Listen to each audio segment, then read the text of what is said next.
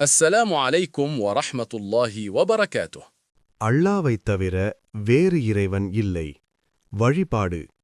வணக்கத்திற்குரியவன் அல்லாவைத் தவிர யாருமில்லை என்பது இஸ்லாத்தின் அடிப்படை கொள்கையாகும்.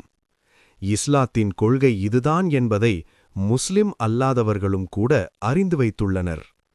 ஆனாலும் தமிழகத்தில் வாழும் கணிசமான முஸ்லிம்கள் இக்கொள்கையை சரியாக புரிந்து கொள்ளாதவர்களாக உள்ளனர். வணக்கத்திற்குரியவன் அல்லாவைத் தவிர யாருமில்லை என்பதில் இரண்டு செய்திகள் அடங்கியுள்ளன. 1. அல்லாவை வணங்க வேண்டும். 2. அல்லாவைத் தவிர எவரையும் வணங்கக்கூடாது.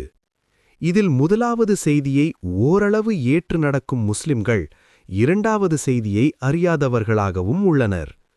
இதன் காரணமாகத்தான் ஒரு பக்கம் அல்லாவை வணங்கிக் கொண்டு இன்னொரு பக்கம் இறந்தவர்களையும் அவர்களை அடக்கம் செய்துள்ள சமாதிகளையும் மகான்கள் என்று உலாவரும் போலிகளையும் வணங்கி வருகின்றனர்.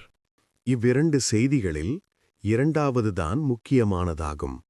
இதைச் சொல்வதற்காகத்தான் நபிகள் நாயகம் அவர்கள் அனுப்பப்பட்டனர்.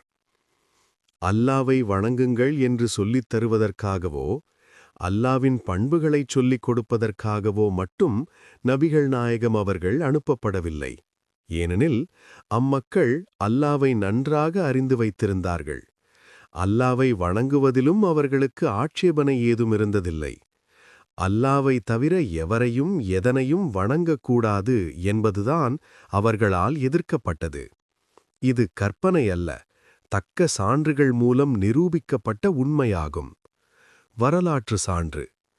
நபிகள் நாயகம் அவர்களது தந்தையின் பெயர் அப்துல்லா என்பது அனைவருக்கும் தெரிந்த உண்மை. அல்லாவின் அடிமை என்பது இதன் பொருள். நபிகள் நாயகம் அவர்களின் தந்தைக்கு அல்லாவின் அடிமை என்ற பொருளில் அவர்களின் பாட்டானார் பெயர் சூட்டியிருப்பதிலிருந்து அம்மக்கள் அல்லாவை பற்றி முன்பே அறிந்திருந்தார்கள் என்பதை அறியலாம். திருக்குரான் சான்று.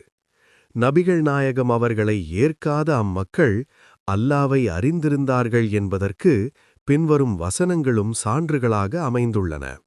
வானத்திலிருந்தும் பூமியிலிருந்தும் உங்களுக்கு உணவளிப்பவன் யார்? செவிப்புலனையும் பார்வைகளையும் தன் கைவசம் வைத்திருப்பவன் யார்? உயிரற்றதிலிருந்து உயிருள்ளதையும் உயிருள்ளதிலிருந்து உயிரற்றதையும் வெளிப்படுத்துபவன் யார்? காரியங்களை நிர்வகிப்பவன் யார் என்று கேட்பீராக. அல்லாஹ் என்று கூறுவார்கள்.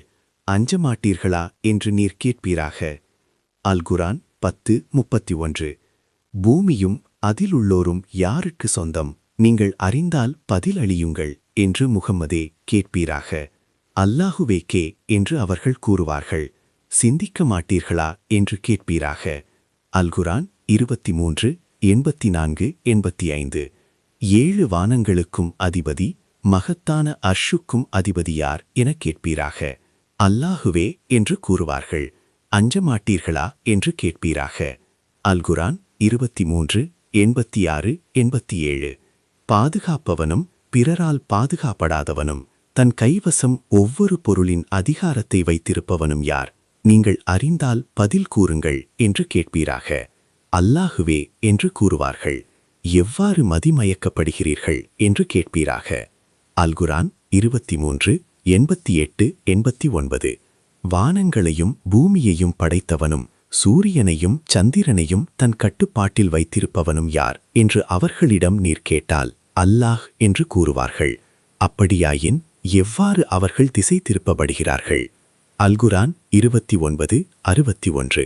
வானத்திலிருந்து தண்ணீரை இறக்கி பூமி செத்தப்பின் அதன் மூலம் அதற்கு உயிரூட்டுபவன் யார் என்று அவர்களிடம் நீர் கேட்டால் அல்லாஹ் என்றே கூறுவார்கள். அல்லாவுக்கே புகழனைத்தும் என்று கூறுவீராக. மாறாக அவர்களில் அதிகமானோர் விளங்கிக் கொள்வதில்லை. அல் குர்ஆன் 29:63. வானங்களையும் பூமியையும் படைத்தவன் யார் என்று அவர்களிடம் நீர் கேட்டால் அல்லாஹ் என்று அவர்கள் கூறுவார்கள். அல்லாவுக்கே புகழனைத்தும் என்று கூறுவீராக. எனினும் அவர்களில் அதிகமானோர் அறிய மாட்டார்கள்.